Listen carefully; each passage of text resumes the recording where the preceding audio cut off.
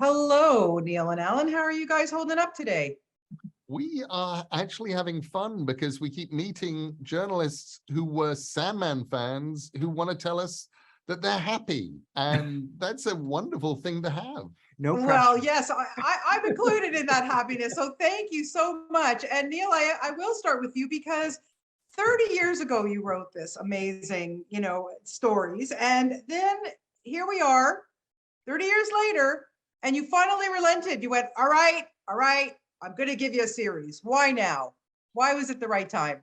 Well, the truth is that I've spent 30 years, I've spent literally 30 years, 31 years at this point, stopping bad adaptations of Sandman from happening. And there have been many attempts to make Sandman movies, and all of them foundered. And essentially they foundered because they were attempts to take 3,000 pages of plot and do them in a 2-hour movie. Yeah. And you just, no matter how good your writers are, you're going to either simply fail, or you're going to do a thing that feels a lot like somebody grabbing you by the lapels and saying, let me just tell you the important things about Sandman. Okay, I'm going to go through these as fast as I can. And it's no fun and it's no emotional weight.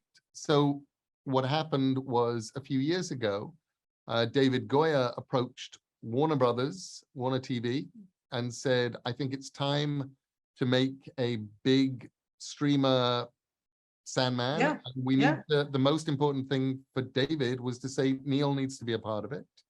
He came to me and I said, yes, absolutely. We went and found Allan. Allan said, no, I'm not going to do it because it's doomed. And then we had dinner and Allan met me and I was like, this is what I want to make. And we all realized that we were talking about making the same series.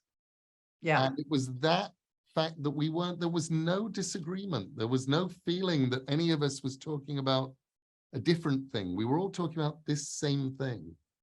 And that was just so exciting. Yeah, no pressure, Allan, huh? I mean, I'm very good at saying no after as much therapy as I've had. And looking after myself. And it was true. Immediately at that dinner, we started talking about the challenges of it and then pitching ways to meet those challenges. And it was so easy and natural and instant that I completely, and I got to spend time with my hero. And he turned out to be the most amazing human and partner. So happy ending. Yeah. I'm sure.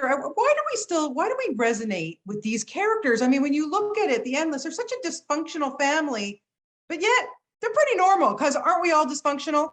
I was going to say, I think most of the resonance is because if there's not one of us that cannot relate to that. When I came to America to my first ever comics conventions in the early 90s, people would say to me, the Endless, they're a dysfunctional family. And I'd never heard that expression before. And I said, well, what do you mean? And it was explained to me what dysfunctional family meant. And I went, oh, in England, that's what we call a family. And, I had failed to meet the functional ones. So as far as I was concerned, I was just creating a family. And I think that is one of the basic things that everybody reacts to. It's a family. Absolutely. And just to wrap it up really quickly, I've had such a fun time with the cast talking to them. I guess you guys didn't have any fun with these because your casting, perfect. Thank you. They are the best. We got to spend Saturday at San Diego Comic Convention with them. And for a lot of them, it was the first time they'd ever met each other and that we were all in the same place. And instantly we were a family, possibly even one of the functional kind, the very rare ones. But we loved being in each other's presence. Well, you guys have done a tremendous job. Thank you so much. As a fan, I thank you both so much and have a great rest of your day. Appreciate your time. Thank you. Thank you. You too. Bye, guys. Bye-bye. Bye.